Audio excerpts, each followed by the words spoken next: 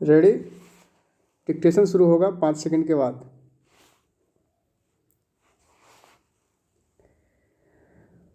महोदय, पर्यावरण से तात्पर्य किसी एक व्यक्ति के परिवेश से नहीं वरन व्यक्ति के, समाज के, राष्ट्र के और इस सारी पृथ्वी के ही परिवेश से है, जिसका प्रभाव व्यक्ति, समाज, राष्ट्र और सारे विश्व पर पड़ता है। पर्यावरण से तात्पर्य पेड़ पौधों, नदी पहाड़ या किसी तंत्र विशेष से नहीं वरन उस समग्र वास्तविकता से है जिस पर मानव मात्र का अस्तित्व और उसका संपूर्ण आध्यात्मिक एवं भौतिक विकास निर्भर है। अस्तित्व केवल शारीरिक स्वास्थ्य ही नहीं, मानसिक भी। स्वस्थ शरीर में स्वस्थ मन ही अच्छे स्वास्थ्य की परिभाषा है। शारीरिक स्वास्थ्य हमारे आहार पर निर्भर है, जिसका स्रोत इस पृथ्वी का जल, थल, वायुमंडल है। मानसिक स्वास्थ्य भी परक्रांतर से इन्हीं पर निर्भर है, क्योंकि जैसा खाए अन्न वैसा बने मन। स्वस्थ जीवन पर सबसे अधिक प्रभाव हमारे चिंतन का, हमारी परंपराओं का और उन सब परिस्थितियों का पड़ता है जो हमारे ऊपर आरोपित हैं या की गई हैं या की जा रही हैं। इसलिए पर्यावरण या परिवेश में जल, थल, वायु ही नहीं बल्कि वे सारे घटक महत्वपूर्ण हैं जिनका कुछ भी प्रभाव हमारे जीवन पर, हमारी क्रियाशीलता पर पड़ता है, जैसे हमारे विचार, हमारे आचरण और हमारी परंपराएं एवं संस्कृति आदि। सदा से मानव की आकांक्षा उन्नति और विकास की रही है।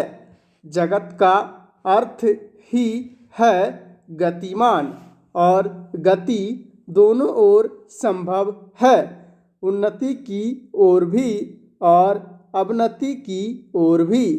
पहली को हम प्रगति कहते हैं, दूसरी को अगति, विगति, अधोगति या दुर्गति कह सकते हैं।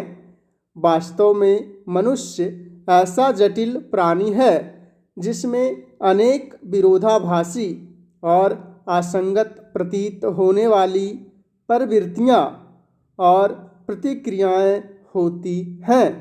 वह कानून और व्यवस्था की मांग करता है, किंतु चलचित्र, दूरदर्शन आदि में स्वतः भड़की हिंसा या खेलों में युक्तिपूर्वक की गई हिंसा अथवा अनीति से मंत्रमुग्ध भी हो जाता है।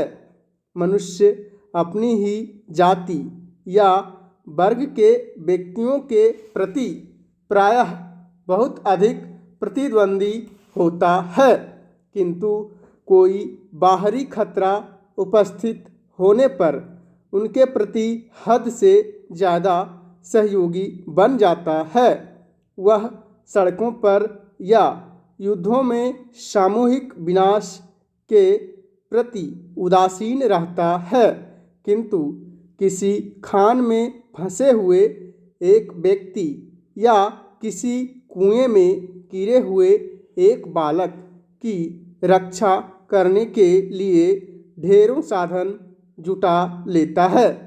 कुछ विद्वान कहते हैं कि मनुष्य बंदर की संतान हो या ना हो, किंतु उसमें खालिस बंदर की द्वैध प्रकृति प्रायः ही होती है। उसमें शाकाहारी बंदरों की भांति वृक्षों में उछल कूद करने की प्रवृत्ति तो होती ही है, साथ ही ऐसे बंदरों की स्वाभाविक जिज्ञासा भी होती है जो अत्यंत संगठित गिरोहों में रहते हैं और भांति भांति का मांस खाने में मजा लेते हैं। मनुष्य की ऐसी परस्पर विरोधी इच्छा आकांक्षाओं से निपटना असंभव होता है, फिर भी किसी प्रकार का संतुलित मध्यम मार्ग अपनाना अनिवार्य होता है। यही बुद्धिमानी का रास्ता है। विद्वानों ने मानव की मूलभूत आवश्यकताओं को 5 स्तरों में रखा है। स्टॉप।